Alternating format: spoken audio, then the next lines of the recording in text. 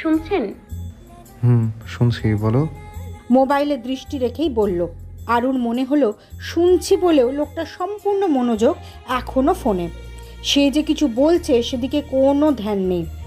আরুর রাগ হলো কিছুটা, ভেতরে ভেতরে ফুঁসে উঠল মেয়েটা। ও বাড়িতে কবে যাব? এতে বুঝি কাজ হলো। বাড়ি যাওয়ার কথা শুনে ইমতিয়াজ মোবাইল রেখে আরুর দিকে তাকায়। খানিকক্ষণ চুপ থেকে ওর দিকে তাকিয়ে থেকেই বলল, কালকে নিয়ে যাব, সকালে তৈরি হয়ে নিও, সকালে বের হব আমরা। কামরুজ্জামান সকাল সকাল বাজার করতে বেরিয়েছে। গ্রামে থাকার সব থেকে বড় সুবিধে হলো টাটকা শাক সবজি ফলমূল মাছ মাংস সব পাওয়া যায় একদম হাতের নাগালে। ভেজালের কোনো সুযোগ নেই এতে। 2 ব্যাগ ভর্তি বাজার করে এনেছে সে। বাজারের ভারী ব্যাগ দুটো বোধহয় ছিঁড়েই যাবে। আরুদের বাড়িতে সকাল থেকেই সকলে ব্যস্ত সময় পার করছে। বিয়ের পর প্রথমবার মেয়ে জামাই আসবে বলে কথা। শাহানা একা হাতে সব কিছু সামলাতে পারবে না বিধায় আরুর চাচিরাও হাতে হাতে ওনাকে সাহায্য করছেন। আরুর বাবা চাচা আলাদা থাকলে কি হবে, অনুষ্ঠান উৎসবে সকলে একজোট হয়েই কাজ করে। বাড়ির পুরো চেহারাটাই পাল্টে গেছে। প্রতিটা ঘরের চাদর বালিশের কভার জানলা থেকে শুরু করে দরজার পর্দা সহ সোফার কুশনের কভার পর্যন্ত পরিবর্তন করা হয়েছে। আরুর মা চাচিরা রান্নাঘরের কাজগুলো সামলাচ্ছে, আর বাড়ির পুরো নকশা পরিবর্তন করছে আরুর কাজিন দল। বিছানার চাদর থেকে শুরু করে দরজার পর্দা সব কিছু খয়েরি রঙের। এটা আরুর পছন্দের রং, তাই তো বাড়ির সব কিছু আজ খয়েরি রঙে নিজেদেরকে সাজিয়েছে। আরুর কাছে আজ সকালটা অন্য দিনের তুলনায় ভিন্ন ঠেকছে। সে আজ ভীষণ খুশি। তার এত খুশির একটাই কারণ, সে বাড়ি যাবে আজ। কতদিন পর বাড়ি যাবে। আরুর মনে হচ্ছে 1 যুগ ধরে বাবা মাকে সে দেখেনি, অথচ 2 দিন হলো বাড়ি ছেড়ে এসেছে। আরু উঠে ফ্রেশ হয়ে ছটপট তৈরি হতে লাগলো। মেয়েটার যেন আর তর্স হয়েছে না। হুমায়রা, হলো তোমার? নিকাব বাঁধতে বাঁধতে আরু জবাব দেয়, জি, এই তো শেষ। ইমতিয়াজ আরুর দিকে তাকালো। আরুকে বোরকা পরে নিকাব বাঁধতে দেখে কিছুটা অবাক হলো সে। আরু চাইলে এই যুগের সাথে তাল মিলিয়ে ফ্যাশনেবল ড্রেস পরতেই পারে, কিন্তু তা না করে বোরকা পরে বের হচ্ছে। ইমতিয়াজের মনে প্রশ্ন জাগে, আরু কি আজ একটু বেশি খুশি? তার কাছে তো তাই মনে হচ্ছে। নিকাবের আড়ালে হাসি না দেখা গেলেও কি হবে, মেয়েটার চোখ যে হাসছে ইমতিয়াজের কাছে স্পষ্ট ধরা দিল। ইমতিয়াজ মুগ্ধ চোখে দেখল তা। ইমতিয়াজ কালো পাঞ্জাবি পরেছে আজ। কালো রংটা যেন ইমতিয়াজের সৌন্দর্যকে আরও বাড়িয়ে তুলেছে। আরও সুদর্শন স্বামীকে আরও যেন আজ বেশি সুদর্শন লাগছে। আরও ইমতিয়াজকে দ্বিতীয়বারের মতো পাঞ্জাবি পরিহিত অবস্থায় দেখল। বিয়ের রাতে সাদা পাঞ্জাবিতে দেখেছিল, আপাত মস্তক পুরোটাই শুভ্রতায় ছেয়েছিল, আর আজ সাদা কালোয়। আরও মনে হচ্ছে ইমতিয়াজকে অন্য সব পোশাকের চেয়ে পাঞ্জাবিতে বেশি আকর্ষণীয় লাগে। ইমতিয়াজ ড্রাইভিং সিটে বসে পড়ল। আজ নিজেই ড্রাইভ করবে। আরু ইমতিয়াজের পাশের সিটে বসে আছে। ইমতিয়াজ আরুর সিট বেল্ট বেঁধে জানলার কাঁচগুলো নামিয়ে দিতেই হুড়হুড় করে বাতাস ভেতরে প্রবেশ করলো। ইমতিয়াজ আরুর নিকাব উঠিয়ে কপালে নাকের ডগায় থুতনিতে থাকা বিন্দু বিন্দু ঘামের কণাগুলো মুছে দিল। হঠাৎ স্পর্শে আরু ঈষৎ কেঁপে উঠল। এমন হুটহাট কাছে আসায় হাঁসফাঁস লাগে ওর। লোকটা কেন বোঝে না? ইমতিয়াজ সরে গিয়েছে সেই কখন, কিন্তু মেয়েটা লজ্জায় এখনও গুটিয়ে আছে। এহেন লজ্জা থেকে রেহাই পেতে আরও বাইরে নজর দিল। প্রকৃতিতে শরতের আগমন ঘটেছে, অথচ সূর্যের ঢলসানো তাপে তা বোঝার উপায় নেই। অন্য দিনের তুলনায় সূর্য যেন বেশি উত্তাপ দিচ্ছে আজ। তবে মাঝে মাঝে ঠান্ডা বাতাস এসে শরীর ছুঁয়ে দিচ্ছে। বোধহয় সূর্যের সাথে বাতাস পাল্লা দিয়ে প্রতিযোগিতায় নেমেছে। দেখা যাক কার হার হয় কার জিত। প্রকৃতি নিজের রূপের বিপরীতে কাজ করছে। দীর্ঘ 4 ঘন্টা জার্নি করে অবশেষে কাঙ্ক্ষিত গন্তব্যে পৌঁছায় তারা।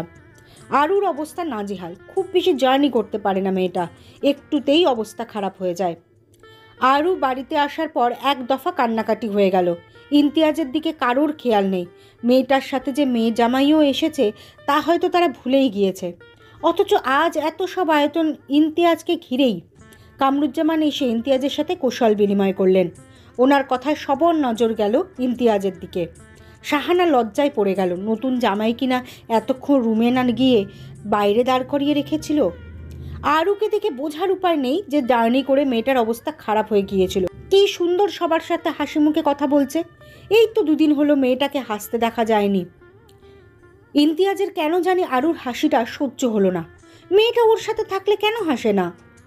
27 বছর বয়সে এসে ইমতিয়াজ টিনেজারদের মতো ব্যবহার করছে।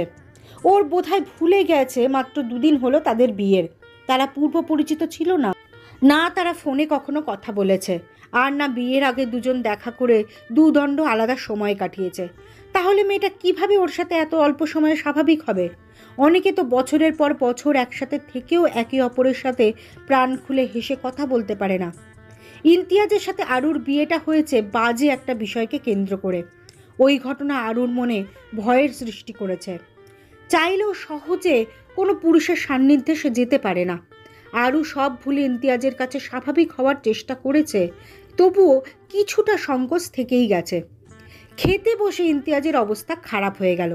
শ্বশুরবাড়িতে এত জামাই আদর পাবে জানলে বিয়েই করতো না। ইমতিয়াজ আরুর দিকে তাকায়, দেখলো ওর দিকে মেয়েটার কোনো নজর নেই, সে এক মনে খেয়ে যাচ্ছে। রাতের বেলা সবাই ছাদে মাদুর পেতে গল্পের আসর বসায়। বাচ্চা কাচ্চা থেকে শুরু করে বড়রা পর্যন্ত গল্পে মেতেছে। ঘুমে সবার চোখ বরাবর বন্ধ হয়ে আসছে, কিন্তু ঘুমাতে যাওয়ার তারা কারোর মধ্যে নেই। গ্রামে রাত 10টা মানে অনেক। সন্ধে হতে না হতেই সকলে ঘুমে বুঁদ হয়ে থাকে। সেখানে এত রাত পর্যন্ত জাগার অভ্যেস কারণ নেই। বড়রা অনেক আগেই গল্পের সমাপ্তি ঘটিয়ে যে যার রুমে ঘুমাতে চলে গিয়েছে। শুধুমাত্র ছোটরা এখনও গল্পে মেজে আছে। ওরাও এবার আরুর ধমকে মুখ ফুলিয়ে যে যার রুমে চলে গেল। সূর্যের তির্যক রশ্মি চোখে পড়াতে আরুর ঘুম ভেঙে গেল। পাখির কিচিরমিচির শব্দ কানে আসছে। ক্ষণে ক্ষণে শোনা যাচ্ছে মোরগের ডাক। হয়তো সবাইকে জানান দিচ্ছে সকাল হয়েছে, সবাই ঘুম থেকে ওঠো।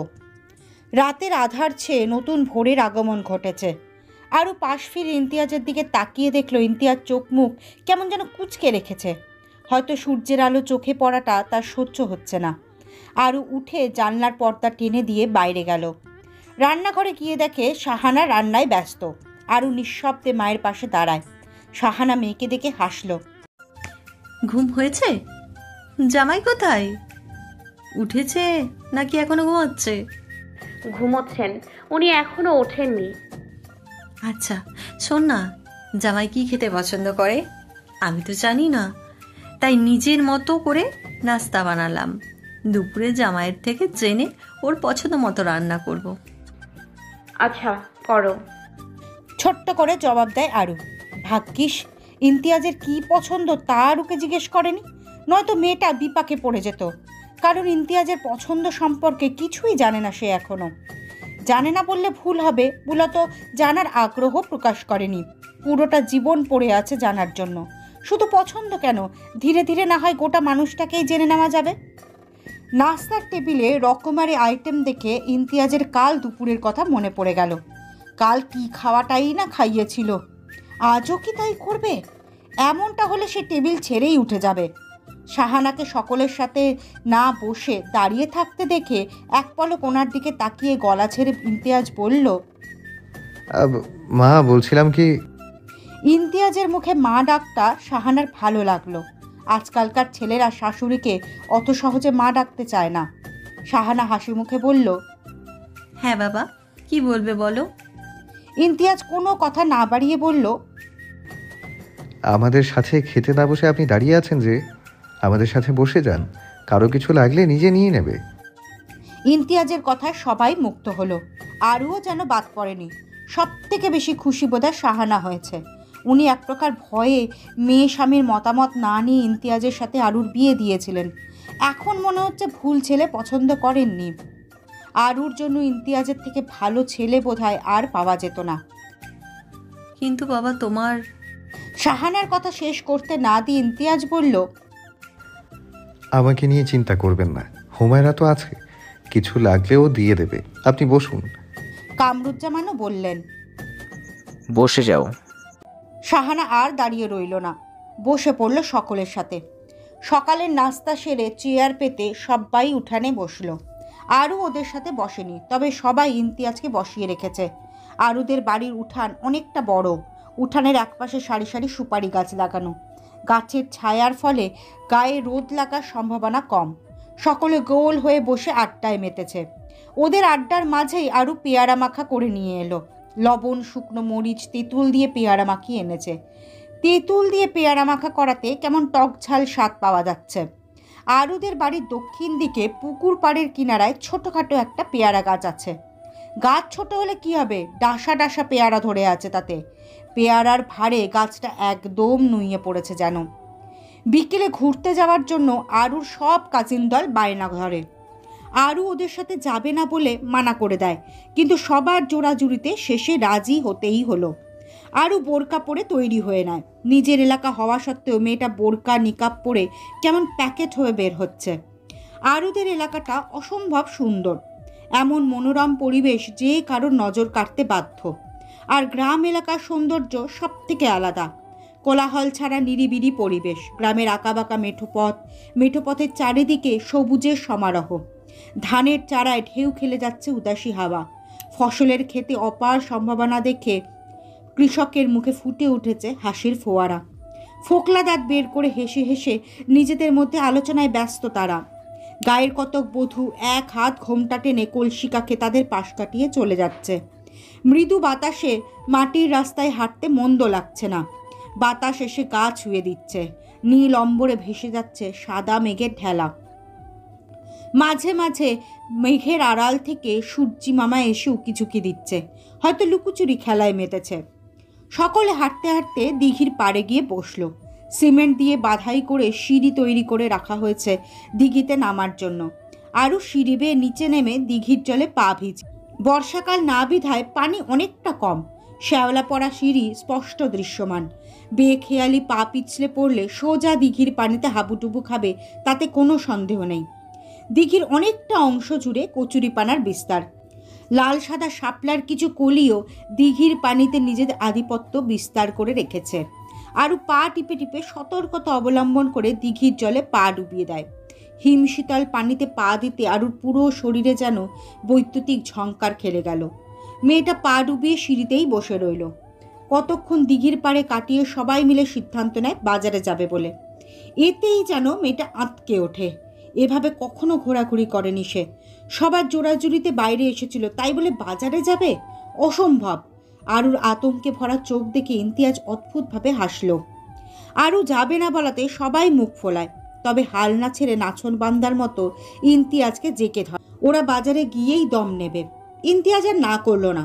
ছোট ছোট বাচ্চা মেয়েগুলোর মন ভাঙতে ইচ্ছে করছে না তার। ঘাড় কাত করে আরুর দিকে তাকিয়ে নিচু স্বরে বলল, ওরা যেহেতু এত করে বলছে চলো যাই, আর আমি তো আছি, কিছু হবে না। ব্যাস, ইমতিয়াজের এমন কথার প্রেক্ষিতে আরও কি বলবে ভেবে ফেলো না। আর আমি তো আছি, কিছু হবে না, এমন কথা শুনে কি আর না করতে পারবে? আরও না করতে পারল না। কিছু একটা ভেবে রাজি হয়ে যায়। সবাই মিলে বাজারে ঘুরে ফুচকা খেতে চাইল। ইমতিয়াজ ব্যাপারগুলো বেশ উপভোগ করছে। রাহি ছাড়া ওর কাছে তেমন আবদার করার কেউ নেই। আরুদের বাড়ি থেকে বাজারে যেতে ঘন্টাখানেক সময় লাগে। বাজার ছাড়া ফুচকা পাওয়া যায় না, আর সচরাচর কারোর বাজারে আসা হয় না। তাই সবাই আজ বাজারে এসে আহ্লাদে আটখানা। ফুচকা খেতে পেরে খুশি যেন ঠিকরে পড়ছে সকলের চোখে মুখে। সবাই খেলেও আরু খেলো না। ইমতিয়াজ অবশ্য জোর করেছে, তবে আরু রয়ে সরে জবাব দিয়েছিল যে এত মানুষের সামনে ও নিকাব খুলে কিচ্ছু খাবে না। এ কথা শুনে ইমতিয়াজও আর জোর করেনি। ব্যাপারটা ওর বেশ ভালো লেগেছে, কারণ বাজারে অনেক মানুষের আনাগোনা। এর মাঝে মুখ খুললে নিশ্চয়ই অনেকে তাকিয়ে থাকবে, তখন বিষয়টা ইমতিয়াজের মোটেই ভালো লাগবে না। হঠাৎ কিছু একটা চোখে পড়াতে আরু ইমতিয়াজের হাত খামচে ধরে।